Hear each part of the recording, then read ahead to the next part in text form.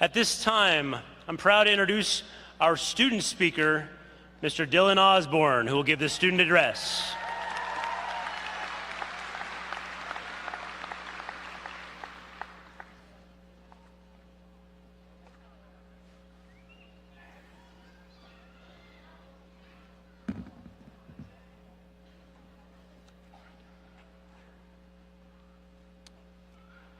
Hello, graduating class of Kent Meridian 2017. Now, you all might know me as the guy who showed up every single day in 10th grade wearing a bright orange ushanka, one of those Russian hats that clip at the bottom and are typically made out of fur. I bet even if you saw me once, you'd probably wonder why I was wearing it. Well, at the end of this speech, I'll tell you. This is the point in the speech where I'm supposed to explain to you all about how I'm an Eagle Scout going to Montana State and graduated with an AA degree about 14 hours ago. But none of that is going to be important for the next 6 minutes of your life, because what I'm about to tell you is the sheer cause of the sum of everyone in this room's labors. It's the reason we're sitting here today, graduating. That's because the sole nature of our accomplishment revolves around inspiration. If we could take it back a few years, I once went on a field trip to the UW as part of this math day thing, and during lunch I was asked what my life's goal was. I hadn't really thought about it up until that point, so I fathomed together the phrase, "to inspire into others the wonder I seek for myself." And though strangely pretentious, I don't think it's changed. Inspiration is my end goal, my life's ambitions.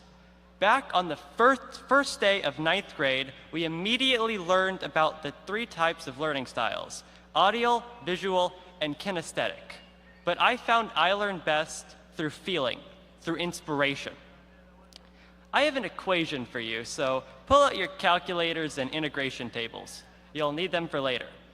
The formula states that inspiration is the addition of imagination with curiosity. I'm talking about the type of curiosity that truly seeks to deplete ignorance, that thrives in knowing it will one day be gone. That is the key for inspiration, because the heart of all things lie in what we seek to find. Uncertainty keeps you moving. I didn't know I would be going to Montana State 4 years ago. Practically none of us knew where we wanted to go. And yes, I know that there's one guy in the back who has finally seen his 4-year quest to go to the UW brought to life, so congrats to you. Let's focus on the other piece of it too, the part about imagination. In 10th grade, my math teacher explained to me that the school was handing you a box of Legos and basic instructions and letting you take over the rest to ensure that though your bases are covered, the ultimate product is yours, with whatever spin you put on it. This isn't just a metaphor either. You can see it in the physical geography of Kent Meridian. Every senior gift, the lion statue, the bushes on French Field. Even the accusation of our East Wing was based on the grounds that an old movie theater, too, could be an addition of our KM house. In integral calculus, there's a method of solving integrations that I've long been fascinated by for the year and a half I've known about it, that goes by the catchy name of integration by parts. And for the past 2 years, it's been an integral reminder that everything needs to be done in parts. Meridian has been built by parts. The diversity of KM integrates by parts. The successes of my peers have been solved by integrating by parts, by combining everything you know and everything you are. And if things are looking hard to solve, there's no trouble in finally pulling out one of those integration tables and getting some help. But it wasn't until recently that I learned about inspiration by parts. I used to think that inspiration comes in short but powerful doses, and it's only now that I've learned it's the accumulation of all that you've gone through. It's not just the test scores that motivate you, but every seemingly forgettable day you sit in class and build upon who you are. Once you know where to look, you could really get inspired by everything. The communities at KM, the sports, the clubs. Everything feeds in the inspiration. You could probably get inspired by stuff outside of KM too, but let's keep it local for now.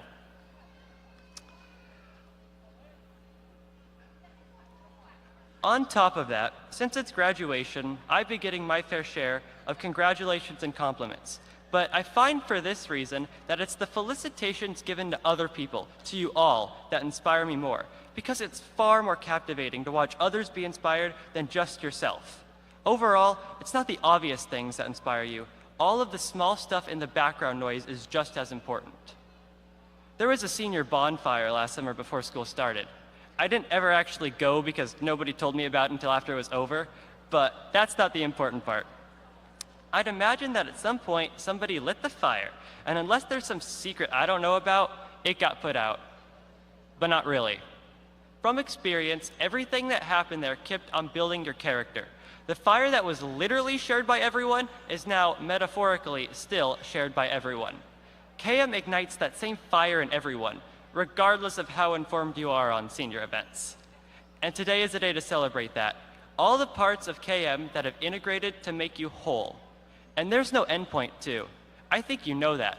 You are never done being inspired because that would mean you are perfect. And while perfection itself is an unachievable asymptote, it's fair to say that almost perfect is reachable. And we're here to celebrate the people whose almost have come true and who have let the inspiration carry them straight out of the Kent Meridian therein laid. Well, I promised to tell you why I wear my hat, so here it goes. Practically, it's to keep my bedhead at bay. But you care about the metaphorical reason. The reminder that everywhere I go, the hat goes with me in some facet or another. Like calculus, inspiration is change, and the best way to know something is changing is to watch it in reference to something static and constant. And my hat is most certainly that. To quote Natasha Vohan from Writing Camp, "Don't look now, but there's a whole world around you.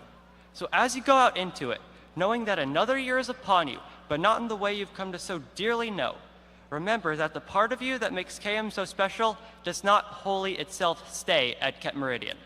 And as you hear everyone's compliments and gratitudes today, feel what it's like to have the inspiration creep up inside of you. Feel what it's like to know there's 370 other people in this world who have that same source of solid KM inspiration as you. Feel what it's like to have that Kent Meridian bonfire still burning bright, regardless of whether or not you were there. And feel how much things about you change when you're too busy dealing with the world around you. Before beginnings, all things must come to an end. And this is a time for endings. We could start with the ending of this speech. Congratulations, Kent Meridian Class of 2017. Keep being inspired. Thank you.